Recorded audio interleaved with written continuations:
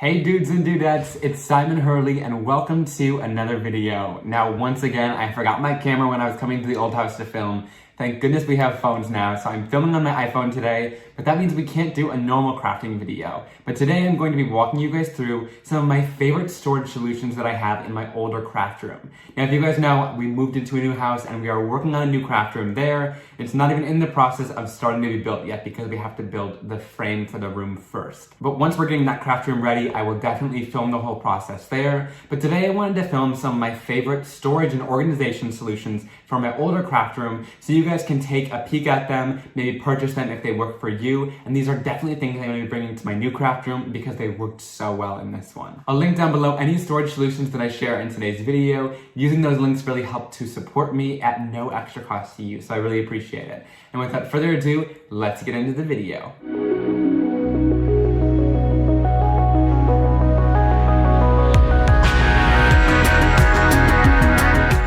Alright, so this is one of the newer units that I purchased from Stampin Storage.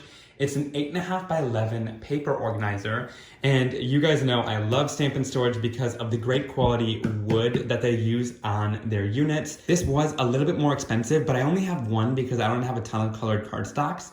But if you do, maybe just keep your most used colors in here or your basics in here, and then keep your other cardstock somewhere else in your craft room that you don't reach for as much. But this is nice because when I pull a piece out, it'll be completely flat. With the magazine holders, I found that it warped the cardstock a lot since it was standing straight up. Another thing that I really like about this is it's super easy to keep your scraps and keep it in the exact same spot instead of putting it in a scrap drawer. This way, if I'm going to reach for one of these colors, I have the scraps on top so I know, hey, there's a scrap for this and I could use it for my project if it works. Or I could grab a full piece, but at least it keeps your straps with the cardstock color. And then I just have my rainbow assortment of Gina K colors, and I also have some basics at the bottom like my stark white cardstock, watercolor cardstock, and black cardstock. But once I got it, I can never go back, and I know they make ones for larger pieces of cardstock and ones that fit into the Calyx unit from IKEA, so definitely check this out. This was a great investment.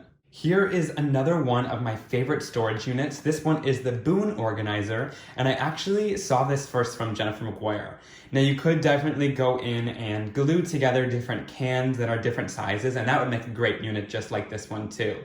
But I like this because it has a bunch of different slots that are different sizes, and you can really stuff this thing full. And I have a lot of my most used supplies because this is the drawer that sits right next to me, and I usually keep it open. So I've got different tape runners in here, I have my tweezers and erasers, ink pads can fit into here, lots of different pairs of scissors. But the thing I like about this is because there's so many different size slots, it's really easy to fit a whole assortment of different products in here. And it's even got little slots in between that you can shove different pens. I have watercolor brushes and stuff. It is tilted at the bottom. So when this is sitting on your desk, all the supplies are really facing towards you instead of facing straight up and down. So this makes it really easy to see and grab all of your favorite supplies right at hand. Since it's my most used tools, I have gotten so much use out of it.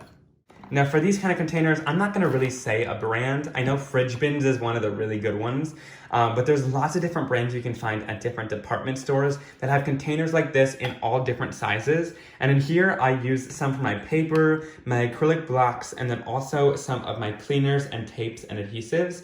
And the reason I like these so much is because they're compartments, so it's really easy to fit stuff in. And I also like these more than baskets because the sides are usually straight up and down and there's no texture to them. So it's really easy to fit a lot of stuff in them and not get it caught on the edge of like a basket or things like that. So that's why I like these clear ones so much, and you can get them for pretty cheap at the different department stores.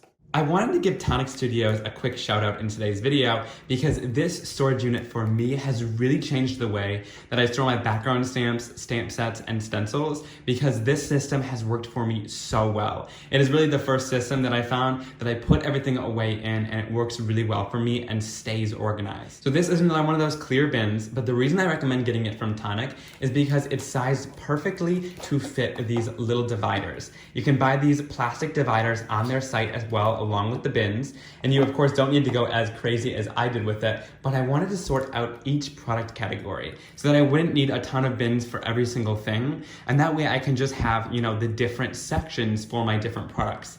And you could store these by companies or by theme or things like that if you wanted to do that. But I actually keep everything inside of its original packaging. So this is my original stencil packaging. That's my original stamp set packaging. I cut the top off so it's really easy to go in and grab the product. And then when I'm done, I can just put it away and store it right back in that little slot of the container that it belongs in. So if you have a smaller craft room or have a smaller collection of supplies and just want, you know, maybe 1 or 2 bins to store this stuff in, this is what I do. So this is where all my Simon Hurley Create products live. I think if the line expands, which it's going to, we're definitely gonna need some new bins, but this has been so awesome to store things like this in. And these ones are 6x9 stamp sets. So you can really tell that this bin can store a lot of bigger stamps as well as your background stamps all in one. All right, I have talked about this unit a lot on my channel, but this one has to be one of my favorites. The ink pad storage units from Stampin Storage have been so awesome, and I find I get so much more use out of the inks if they're stored like this. So I store my Simon Hurley Create inks in here.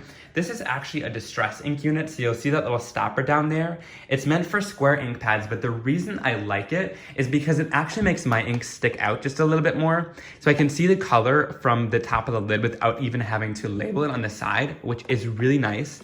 And this one actually holds re-inkers and markers as well, but I use that for the blending tools and mini blending tools, and that fits perfectly inside of here. So this combo unit has been one of my favorites and best investments just because you can store the blending tools with it. I find that to be so helpful. But of course, if you like your re-inkers and use those a lot with your ink pads as well, you can definitely shove your re-inkers in here. This is just a great unit to keep everything together with your ink pads. And for me, I use my blending tools so much, so I love having them next to my inks. I wanted to show that you can put ink pad storage units or marker storage units or paper units or whatever inside of your drawers, as well as mount them on the wall or set them on a desk. They're really versatile, and I know a lot of people are gonna ask me, yes, you can store your ink pads on your side, or at least your Simon Hurley Create inks for sure. I haven't had any problems with the ink pads leaking or being too dry.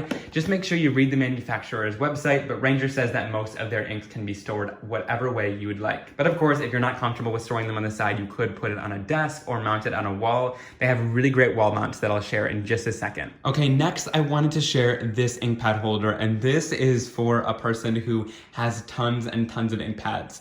These ones hold 120 ink pads, and when I had so many different inks, I loved this to store them all up here. And I mounted this on my wall, and I wanted to share that. That's really why I'm sharing these units here, because Stampin Storage does such a great job with their wall mounts that I wanted to share it. So this top part is actually attached to the storage unit, and then this one is a piece that you screw into the wall. So this makes it so that it is super nice and tight on the wall. I never have to worry about it accidentally falling. It's not just a bracket, it's fully across the whole thing. So it really keeps it up and makes sure that it doesn't bow or bend. And that's one thing that I really like about their units, is that their mounting system on the back is super sturdy. So my dad was really impressed with that. When he was hanging them up, he said that's going to really last over time, which is something that I really like about them. So this one fits ink pads like mine. It'll also fit the larger ink pads, those oval ones too. A lot of different inks will fit inside of here, which is what I really like about these. And of course, if you have any smaller ink pads, like this one is a little bit smaller, you can also shove like a piece of folded paper back there, which helps it kind of stay to the front, which is a really nice way to store them. But I found this one was able to store so many different inks of mine, and I really liked it. And you can get it in a bunch of different sizes or number of pads. So I'll be sure to link down below to these as well, because this one has been super helpful. And if you're more into just stamping and you don't need the blending tools with it, I definitely recommend an ink pad storage unit like this. Alright guys, I hope you really enjoyed seeing those different storage and organization solutions. I've shared lots of them on this channel before, but all in like separate videos and portions or in full craft room tours. So today I wanted to give you guys a closer look at all the items. Be sure to comment down below which one was your favorite or some of your favorite storage solutions. I would love to chat with you guys down there. And be sure to give this video a big thumbs up and click that subscribe button down below to never miss another card making and crafting video like this one from me. Alright guys, I'll see you very soon. Have a wonderful day. Bye!